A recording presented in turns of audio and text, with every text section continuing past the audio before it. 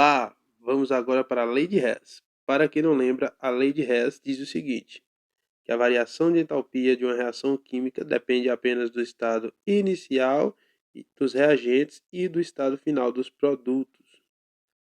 Ou seja, para você medir a reação total, a variação de entalpia total de uma reação, é necessário que você pegue as reações parciais que aconteceram durante aquela reação total e some todas elas de modo a você encontrar o ΔH total da reação, a variação total de energia. Aqui a gente tem o carbono grafite e sua queima incompleta.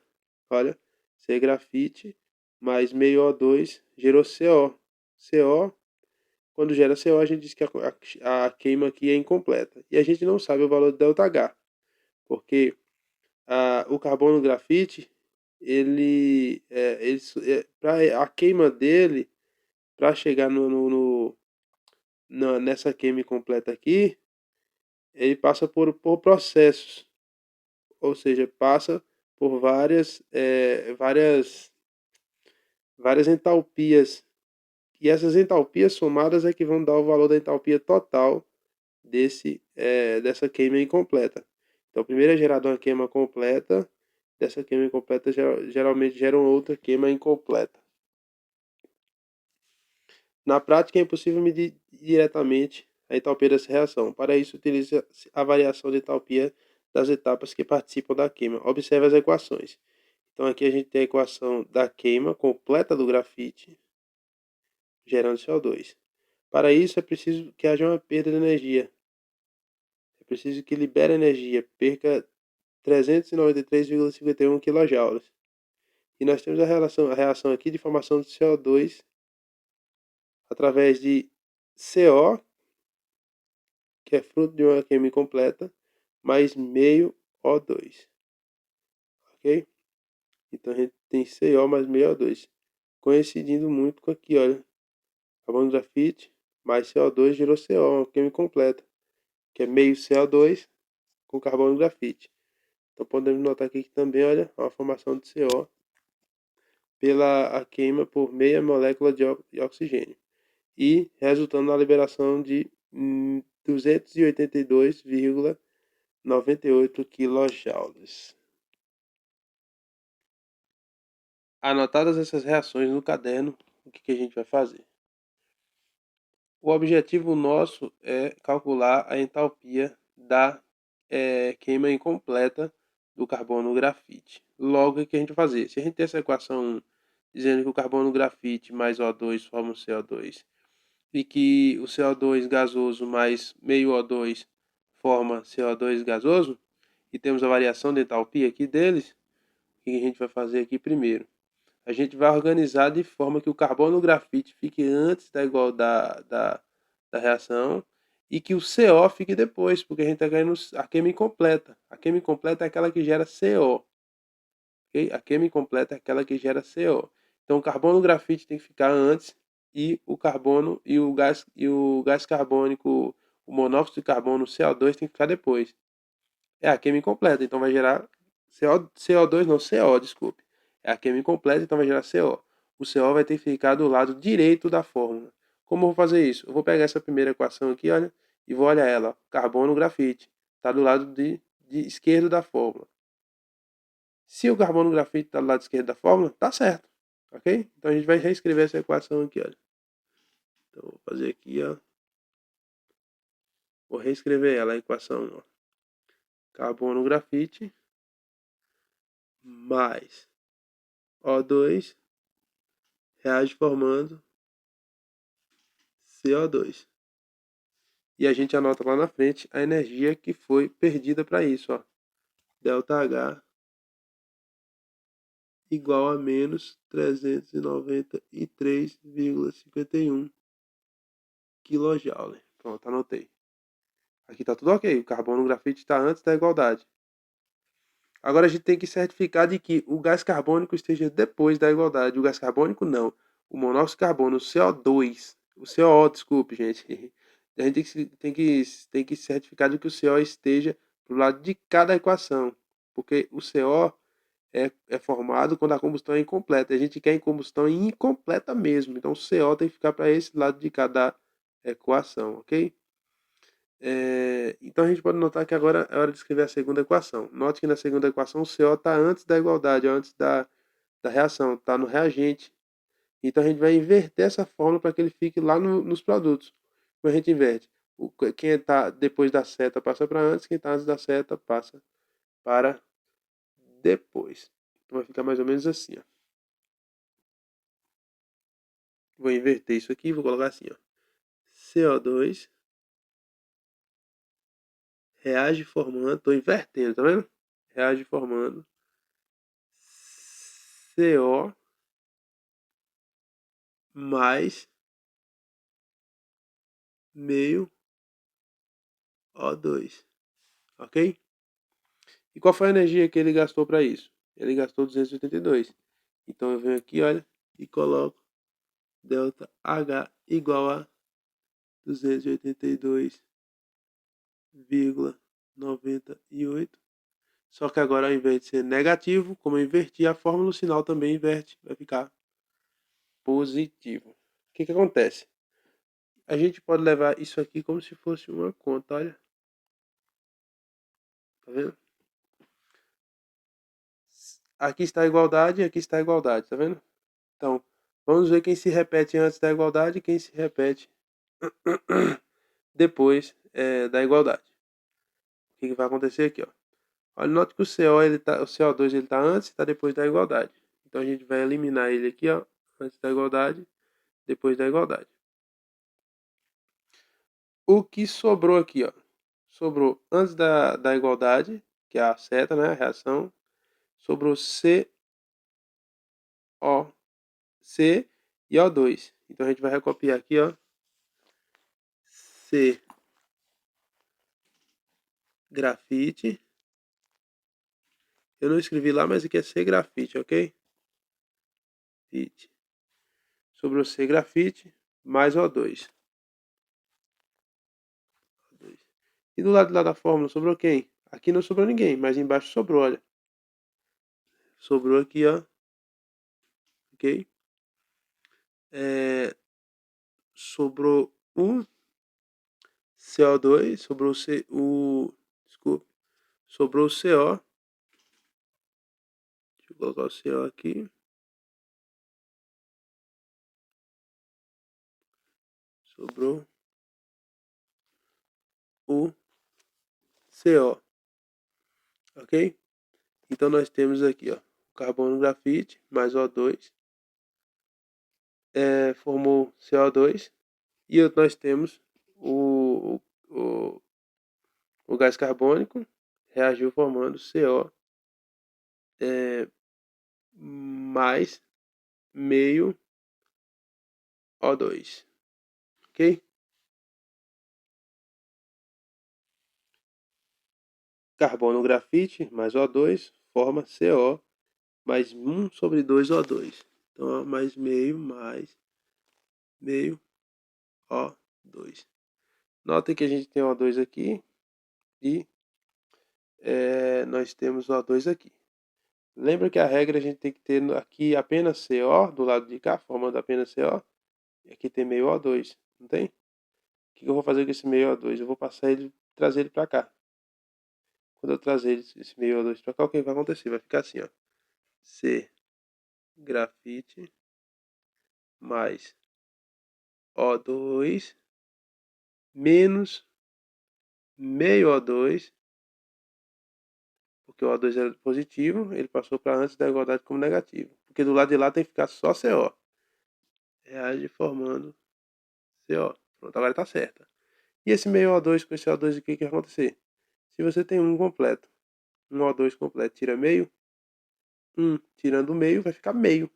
Então você vai repetir essa equação. C grafite mais O2 menos metade de O2. Ó, se eu tenho um O2 completo e tiro metade de O2, eu vou ficar com metade de O2. Então vai ficar 1 sobre 2 O2 reage formando CO. Pronto, resolveu a equação, você chegou ao fim da linha aqui. Então, quando você fez aqui, olha, pegou o carbono, você fez uma soma dessas duas equações, chegou a essa equação final. Agora você veio aqui e trouxe esse O2 para cá, porque do lado de lá tem que ficar só CO, que é uma queima incompleta. Você trouxe para cá, você teve que subtrair um O2 pelo outro O2, que acabou dando meio O2.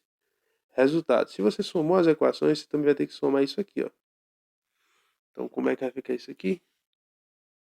Olha, menos 293,51 mais 282,98, o que você faz aqui?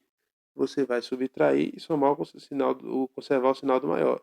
Então, você subtrai 293,51 por 282,98 e conserva o sinal do de cima, que é o maior número aqui, ó, tá vendo? 393. Então, você subtraindo isso por aqui, esse resultado aqui vai dar ΔH igual a menos 110,53 kJ. Então, o que é isso aqui? Essa é a, a variação da entalpia, ok? Essa é a variação da entalpia, a determinação da variação da entalpia da combustão incompleta do carbono, ok? Então você acha dessa forma. Pega as duas equações, organiza de forma que o CO fique do lado de lá da fórmula, então a primeira fórmula, e o C fique do lado de cá, do lado esquerdo, enquanto o CO fique do lado direito. A equação de cima, o C já estava do lado esquerdo, eu repeti ela. A equação de baixo, o CO, estava do lado esquerdo, ele tem que passar para o direito. Então eu inverti a equação, olha, inverti a equação. Em seguida, inverti também o sinal. Estava negativo, ficou positivo. Eu somo os dois, ó, um com o outro, achei menos 110,53 kJ. E as equações também eu somei, de forma que ficou meio O2 de um lado e O2 do outro. Como eu só tenho que ter CO do lado direito da fórmula, eu trouxe esse meio O2 e joguei para cá. Subtraí o O2 pelo meio O2, ficou meio O2. Reagiu formando CO e a variação de entalpia envolvida nessa reação de combustão incompleta do carbono grafite é menos 110,53 kJ. Ok? Ou seja, se o ΔH aqui está negativo, significa que partiu de uma energia que estava muito grande no início e essa energia caiu, no final ficou pequena.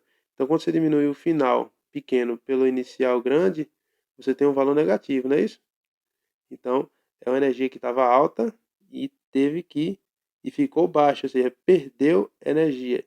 Então, trata-se de uma reação exotérmica. A energia estava alta, ok? E teve que perder energia para ser formada. Olha, ΔH negativo é sinônimo de reação exotérmica. Podemos notar que a lei de Hess também pode ser observada por uma representação gráfica. Olha só, eu tenho o carbono grafite mais O2. Lembra-se que o carbono grafite mais O2, para virar CO2, como diz a primeira fórmula lá em cima, ó, ele tem que perder dos 393,51. Então, ó, vamos dizer que ele tem que perder, ó. Tem que perder 393,51. ΔH é igual a menos 393,51. Perder isso para virar CO2. Mas em seguida que ele perdeu isso, esse CO2 foi se transformar novamente e vai virar CO, que é o que fala a segunda equação que a gente fez. O CO2, cadê? Aqui, olha. O CO2 reage para formar CO, tá vendo? E oxigênio. Então o CO2 ele reagindo de volta para formar CO e oxigênio. CO e oxigênio. Deixa eu ver se a caneta está vermelha. Para isso, a fórmula diz lá que a gente fez, ó. Na segunda, quando a gente igualou uma outra e trocou o sinal, ó, teve que ter mais 282,98. Mais 282,98 kJ. ok? Então, ó, se essa energia desceu esse nível aqui, foi perdida essa energia e depois ganhou esse pouquinho, é óbvio que a energia resultante perdida nessa reação química vai estar na diferença entre os dois. Não vai ser nem até aqui, olha, e nem vai ser esse valor subindo. Vai ser esse valor intermediário, já que a reação parou por aqui no gráfico, olha. Então daqui para aqui, ó, de 282 para 300 e de 282,98 para 393,51, a gente tem 110,53 kJ. Como a reação acontece do carbono no grafite para virar juntando-se com gás oxigênio, isso fazendo virar é, gás carbônico, então se está lá em cima e foi descendo, houve uma perda de energia, uma reação exotérmica. Pode ser representado dessa forma aqui, ó. Então a gente pode visualizar também graficamente. Outra coisa interessante que nós precisamos saber é que para que ocorra quebra de ligações nos reagentes, é necessário que haja fornecimento de energia para o sistema. Então, para você quebrar a ligação química, você tem que dar energia para o sistema. Não sei se vocês lembram, quanto mais energia tem no sistema, mais ele está se agitando. Se ele está se agitando, maior a tendência dos reagentes se quebrarem. Por exemplo, eu tenho CO2 e eu quero quebrar esse CO2. O que acontece? Para eu quebrar esse CO2, eu preciso oferecer mais energia aqui. Então, para que ocorra a quebra da ligação entre CO2 no reagente, para formar C e O2, por exemplo, um exemplo bem vago, é preciso que eu forneça energia para que isso haja uma quebra. Então, é preciso o fornecimento de energia, pois se trata de um processo endotérmico. Esse CO2 aqui precisa absorver energia para se quebrar e virar C e O2. Já ao contrário, para que formação de ligações, se fosse o contrário, C mais O2, para eles formarem CO2, como eles são gases ali, olha, eles precisam estar no estado gasoso. Isso aqui também está, mas o estado energético desses aqui, para que haja ligação entre eles, é preciso que eles percam energia. Então, para a quebra de ligações nos reagentes, como eu falei, é necessário que esses reagentes recebam energia. Mas para que dois reagentes reajam e formem um aqui, olha, a formação, é preciso que eles liberem energia. Entalpia de ligação é a energia necessária para romper um mol de ligações de átomos no estado gasoso em condições padrão. Então nós temos um exemplo aqui, olha. Eu tenho um H2, olha. Eu tenho um H2 aqui rompendo-se formando 2H. Ou seja, eu tenho dois Hs ligados aqui formando H2, ok? Tenho H2, desculpe, se rompendo para formar dois H separados. Essa energia necessária para isso aqui é chamado entalpia de ligação. Aqui abaixo temos as energias de ligação do H2, olha, para formar dois Hs, a gente precisa fornecer ao sistema 436 kJ por mol, ok? Temos um nitrogênio aqui que a gente precisa fornecer ao sistema aqui, olha, para ele ser quebrado aqui, a gente precisa fornecer energia ao sistema de 944 kJ por mol. Então é isso que nós temos uma tabela com alguns valores, ok? De substâncias simples sendo quebradas. Então essas são as energias de ligação dessas substâncias.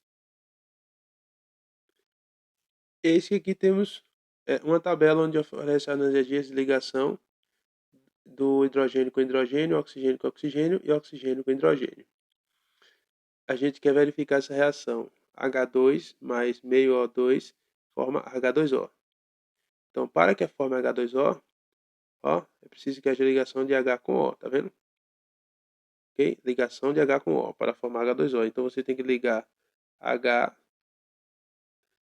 com O duas vezes. Aqui e aqui. Lembre-se disso. Os demais é H com H e é meio O, seria O com O, metade de um O. Mas vamos ver aqui. As ligações são substituídas pelos valores da energia que corresponde à quebra de um molde de ligação. Para isso são representadas as ligações de todas as substâncias envolvidas na reação. Então, olha, nós temos inicialmente aqui H, 2Hs, como fala lá, H2, mais meio O2, ou seja, meio O, dupla ligação com O, que forma HOH. O que a gente vai colocar embaixo? A energia, porque nos reagentes aqui, olha o que está acontecendo. A gente está tendo ligações sendo rompidas e nos produtos ligações sendo formadas. Então a gente vai ter que romper isso aqui para formar essa ligação aqui. O que vai acontecer? H, a entalpia do H aqui, ó, a entalpia de ligação, ele tem esse valor. Então a gente pega e coloca embaixo aqui esse valor, 436. Mais, agora a gente vai colocar só os valores, ó, meio da energia do O2, metade da energia do O2. A energia do O2 é 496, então é metade de 496. Então, ó, meio vezes 496. Reage formando 2 vezes 463. Por que isso? Porque lembra que eu falei que é duas vezes? Para formar H2O, eu falei, memorize. Para formar H2O, teve que formar HO aqui, para esse lado, e HO para esse lado. Ou seja, dois HOs foram a energia equivalente a dois HOs. HO para cá e HO para lá, que é HOH. Então, por isso que colocou isso aqui, ó, duas vezes a energia do HO. Resultado, isso aqui, esse cálculo aqui, vocês podem ver, ó, 436 mais, 2, mais meio vezes 496 vai dar 684. Isso aqui multiplicado vai dar 926. Notem que os produtos ficou maior que os reagentes. Ó, a energia aqui nos produtos está maior que a energia nos reagentes. Só que aqui, ó, nos reagentes, o tempo inteiro houve rompimento de ligação. Quando há rompimento de ligação, para romper ligações é preciso que se absorva energia. E do lado de lá formou-se. Então, para formar essas ligações é preciso que libere energia. Então, foi liberada, a energia liberada foi maior do que a energia absorvida. Ok? Então, se a gente diminuir esse reagente final aqui, ó, energia liberada, se a gente pegar ela, se a energia liberada, então ela vai ser, vai ter um ΔH aqui negativo. Já do lado de cá foi energia absorvida, é ΔH positivo. Então, se eu pegar o final aqui, ó, e subtrair por isso aqui, eu vou ter no final das contas 242 kJ negativo. Que significa que essa reação é uma reação que absorve energia, ok? Ela absorve energia. Na verdade, na verdade ela absorve energia, isso. É a reação endotérmica. Então essa reação, como eu falei endotérmica, na verdade ela é exotérmica. Porque quando o ΔH está negativo, essa energia é liberada. Então é exotérmica. Me desculpem, é exotérmica, ok? Exotérmica. Então trata-se de uma reação exotérmica porque o ΔH está negativo. Nós não podemos nos esquecer que às vezes a gente faz confusão. Quando o ΔH é negativo, é exo. Quando o ΔH é positivo, é endo. Esse negativo significa que teve que perder energia. Esse positivo significa que teve que ganhar energia. Ok? Quando o ΔH é negativo, é exo. ΔH positivo é endo. Ok? Então é isso por hoje. Valeu, turma. Abraço.